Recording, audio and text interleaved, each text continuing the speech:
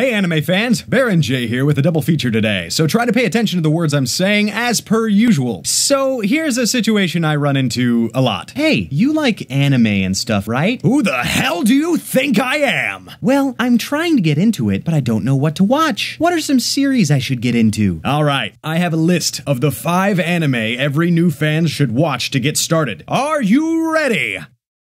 Yeah? Okay, number 1, Tengen Toppa Gurren Lagann. Numbers 2 through 5, fucking everything else. Gurren Lagann's my top favorite anime of all time, and it's widely regarded as one of the best. It's widely available everywhere. I mean, you can go right now and watch it on Hulu if you want. Like, right now. You don't have to. You should watch this first and then watch that. And once you finish it, you will understand that intense feeling when a series ends. It's the addiction that every anime fan has, and after this, you'll be one. Welcome to the club. Membership's free, and we have meetings every season to discuss what's gonna suck. Gurren Lagann is a masterpiece, in my opinion. Up there with Citizen's List and Schindler's Cane. Wait, well, regardless, this one probably has more guns, mechs, and flattering camera angles. It's a coming-of-age story about Simon, or Shimon, or whatever you want to call him. It's Simon. He and his brother Kamina dig holes in their village underground and find a robot head of unexplained origin. It must come from the surface that we never go to. I don't know. Oh god, it's the surface! This robot turns out to be awesome. They meet a gorgeous redhead with a sniper rifle, which is actually awesome because she's a very empowered character from the get-go, and it's kind of rare nowadays. And I may or may not actually have a soft spot for redheads. I'm kind of like Wolverine, except not as cool. They use their newfound strength to escape the village and find out about the world above them and meet an incredible cast of characters along the way. It's a classic good versus evil adventure to the stars. So one of the main things that sets this show aside from the outset is the art. Most anime around this time was actually kind of bland and there wasn't much to it. There are a few exceptions, of course, but this basically set the bar. God damn this art. It is too beautiful. The show was produced by Gainax and directed by Hiroyuki Imaishi, who branched off soon afterwards to his own studio called Trigger, after he probably realized, holy shit, I'm really good at this, and I need to tell another story about a girl with a pair of scissors. Shh, all in good time. You ever wonder if Trigger ever let somebody go? I'm not sure if Trigger fired— oh, Trigger fired. I see what you're trying to pull. Is it the trigger? So yeah, Gainax, Trigger, Gurren Lagann. The storyline and plot are both linear and flawless in exposition and cadence. Each conversation is gold, and the character development is perfect. You get to see Simon as a kid, as a 20-something badass, and maybe even more. I am not actively trying to spoil the plot of this show. If you've never been a fan of the mech genre, this epic series will break you. Speaking of mechs, the combat is phenomenal. Everything is choreographed beautifully for giant metal exoskeletons, and the pacing is incredibly well done with the dialogue. This is one of the few shows I've ever watched where the dialogue and the fighting happen at the same time, and you can actually understand and make out everything that's going on. And there's a little bit extra here. There's a love story. It's kind of unexpected. It comes out of nowhere. The way love actually is, and the way they express it is just, it's beautiful. Overall, actually, you know what? If I go too long here, it'll seem like I'm gushing. The show has its flaws, to be sure, but God help me if I can't remember what they are at the moment. Thanks for watching, guys. Go ahead and look over in the corner there. Oh, wait. That's right. Double feature. After Gurren Lagann, we waited and waited and waited and waited. Trigger released a 26-minute short film called Little Witch Academia, which I'm actually saving for a rainy day. I know it's gonna happen, and I'm gonna be like, I left myself a special treat. I waited so long, I forgot about Trigger for a while, and I got distracted. I had become jaded. Nothing held quite that same wonder and hope. Then, suddenly,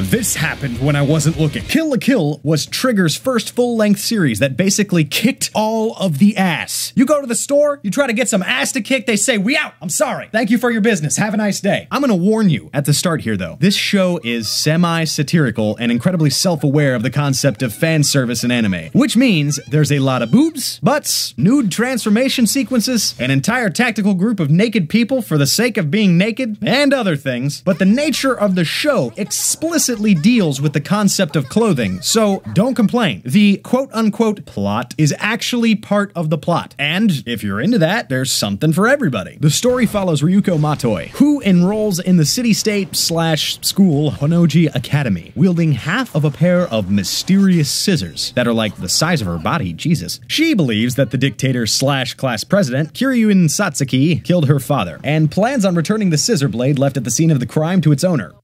Forcefully. She meets a friend in school named Mako Mankanshaku. Oh hey, I actually said that right on the first try. Who is one of the best parts about this show, because at any given moment she will give a speech out of nowhere that is usually hilarious and breaks the fourth wall. Forcefully. She later finds a schoolgirl/sailor uniform in the wreckage of her father's secret lab under the house where he died. This thing is alive and it attaches itself to her. Forcefully. Senketsu, or Senkets, as the outfit is called, is what's known as a god robe, or a kamui, and seems to be tailor-made for Ryuko, and unlocks inhuman strength and speed, as well as being about as modest as, well, it is tough to think of an analogy right now. They are not without opposition, though. Satsuki-sama created thousands of Goku uniforms that boost the abilities of her students through the powers of life fibers, a mysterious material of unknown origin. Ryuko and Senketsu vow to overthrow this corrupt government and uncover the secrets of the god robes and the life fibers that rule it. Damn! Kill la Kill does not compromise in any way, and that is a good thing. It knows what it is. It's gorgeous to look at. It's smart. It makes references to awesome movies and other parts of pop culture. It's engaging. It's like the perfect woman. Or man, whatever tickles your, genitals. The storyline is flawlessly executed. There are moments in this show where I have been alone in my house with no one else around to hear me, and I have said, "Oh shit," audibly. Well, nobody except for this guy. And the show is so over the top in a good way that everything feels natural yet unexpected. Even though I should probably have a gender bias, according to my upbringing and most girls on Tumblr, Ryuko Matoi is one of my favorite main characters in an anime. You get to see her grow throughout the storyline's progression, and her past and certain other plot elements make her seem so much more real in delivery, which is actually interesting when you learn about her later. Once again, I'm not actively trying to spoil the plot, but that really didn't reveal anything. Actually, though exaggerated, quite a few of these characters have incredibly genuine human traits that make them believable, as though they were an actor. The same thing goes for Gurren Lagann, actually. Every one of their characters, even though it's like, look at my boobs, look at my butt, look at my sword, look at my glasses. It's like every person, even though they're making all these crazy jokes, they seem like they're a real person. Trigger outdid themselves here with the art and animation. Everything that was fantastic about Gurren Lagann is present in glorious HD and hyper stylized in a signature way that really makes you look at it and say, oh, this is new. I like this. I like it a lot. The fighting and the combat actually break the mold of charge attack, power up, win, where in this, anything can happen at any time. It's fucking crazy. My only main criticism is that while nice to,